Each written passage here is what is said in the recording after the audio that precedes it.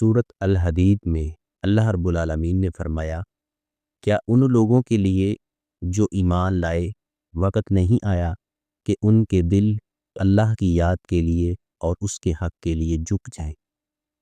اس آیت مبارکہ کی تفسیر یہ ہے، اس آیت میں اللہ نے ایمان والوں کو جھڑکا ہے کہ ایمان کا تقاضا یہ ہے کہ ان کے دل اللہ کے ذکر سے ڈر جائیں، نرم ہو جائیں اور قرآن کی بات کو دلی طور پر عملاً قبول کیا جائے۔ یہ آیت انسان کو یاد دہانی کرواتی ہے کہ غفلت سستی میں عمر گزرتی جا رہی ہے اور دل سخت ہوتے جا رہے ہیں۔ اس سے پہلے کہ وقت ہاتھ سے نکل جائے، موت کا فرشتہ آ جائے، اللہ کی طرف رجوع کر لیں۔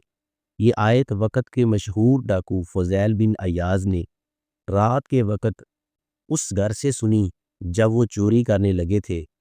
گھر میں قرآن پاک کی تلاوت کی آواز آئی، الم یأن للذین آمنوا ان تخشع قلوبہم لذکر اللہ۔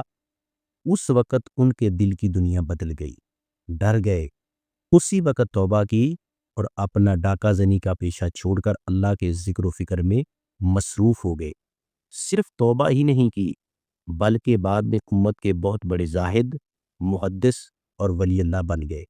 آج کے پرفتن دور میں اس آیت کو سن کر مسلمانوں کو چاہیے کہ اپنے دلوں کی سختیوں اور خواہشات سے نکل کر اللہ کے ذکر، قرآن، اذکار، نماز، توبہ، اصلاح نفس اور اعمال کی درستگی کی طرف لگائیں اور اپنی زندگی کو ایمان، تقوی، نیکی اور خوف خدا میں گزاریں۔